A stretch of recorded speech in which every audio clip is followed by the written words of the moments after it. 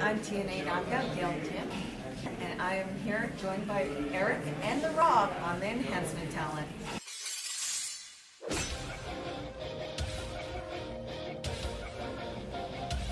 Hey now, it's the Rob from 106.1 KISS FM alongside my broadcast colleague. What's up? It's Eric Cornish, just hanging with some TNA knockouts. What do you know?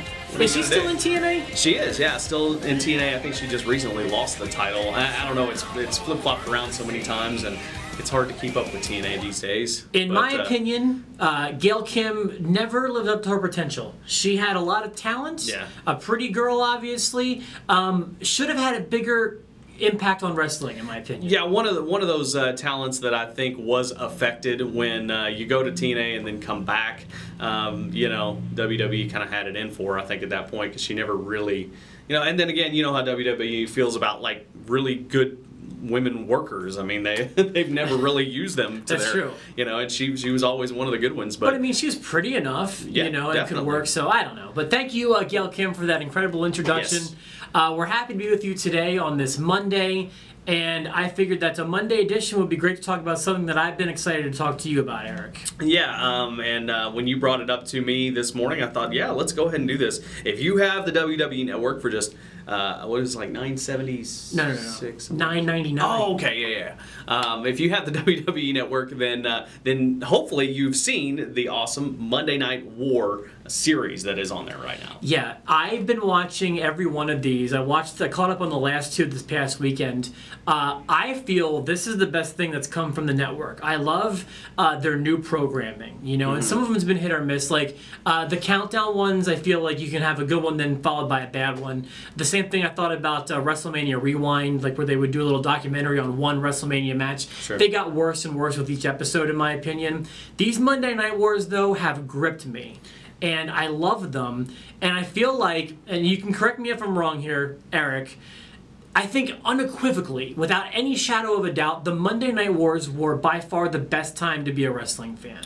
I will agree with you on that. I think they were, and I think you know, it did so much to alter the history of the wrestling business, to change the way wrestling is done, and I think that's really what this series is all about, and I think that's why they focus on it. Now, it seems like it's been rehashed time and time again. People always go back to that, and there have been DVDs on it and everything else, but because of that, you know, you get so much good programming, and I will say that programs like this are the reason that you know, Vince McMahon made such a good decision when he purchased WCW at a very discount cost from what That's what I was going to say. Like, my understanding was like 2.9 to 3.1 million. So let's just say $3 million. Yeah. And you watch this stuff, and there was like, you know, a year and a half where WCW not only beat WWE, but was just trouncing them. Yeah. You know, in the ratings. And it's just like, he got it for $3 million. I mean, there's probably superstars on his roster who make more than that.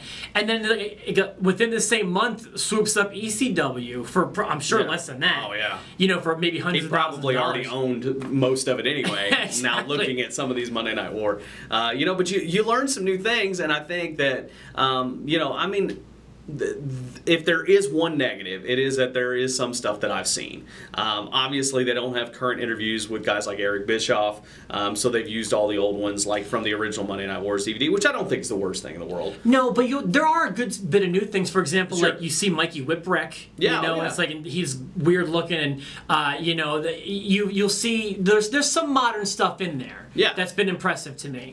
And obviously, when they're talking about Austin, you're going to see the beer truck. Right. You know, I know that you're going to see the bedpan, but for the most part, like the stuff that they show is not always the cliched stuff. Right.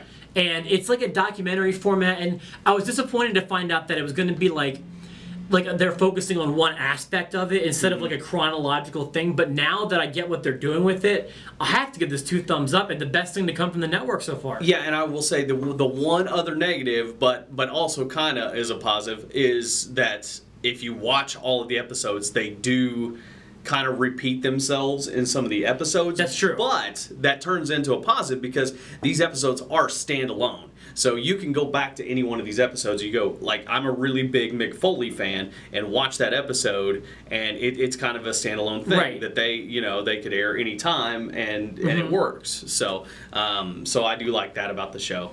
I love the ECW one. My favorite part about that was when they were talking about Mike Awesome. And the stir he created when he left with the title, and how like the boys found out what room he was staying in a hotel, and like they made him feel unsafe to be with WCW.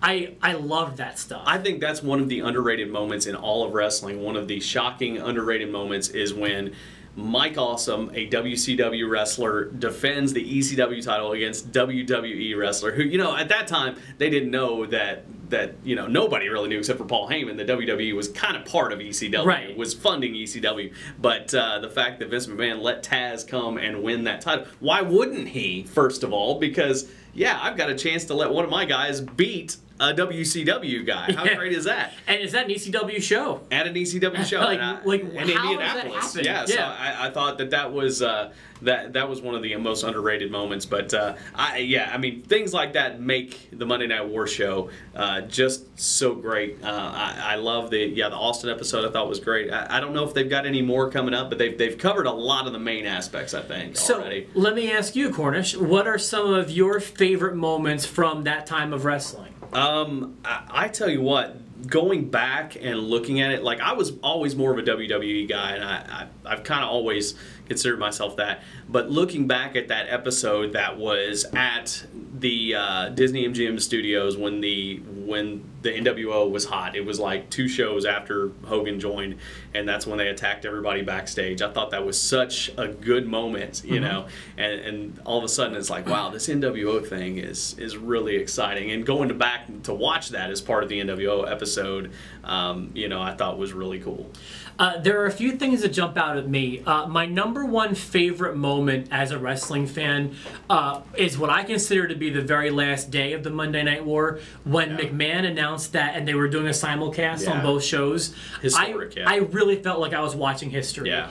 And like I remember like watching it on TV, and my stepdad doesn't watch wrestling at all, but he walked in the room, he's like, is this kind of like big? Like, because he's WCW, man, he kind of like knew that kind of thing. I was like, yeah, this is crazy. And this was before like we had spoilers, and we didn't really know that was going to happen. You'd heard rumors that McMahon had bought things, but it was still very fresh and new. So there was that. My underrated one, I feel like doesn't get enough attention.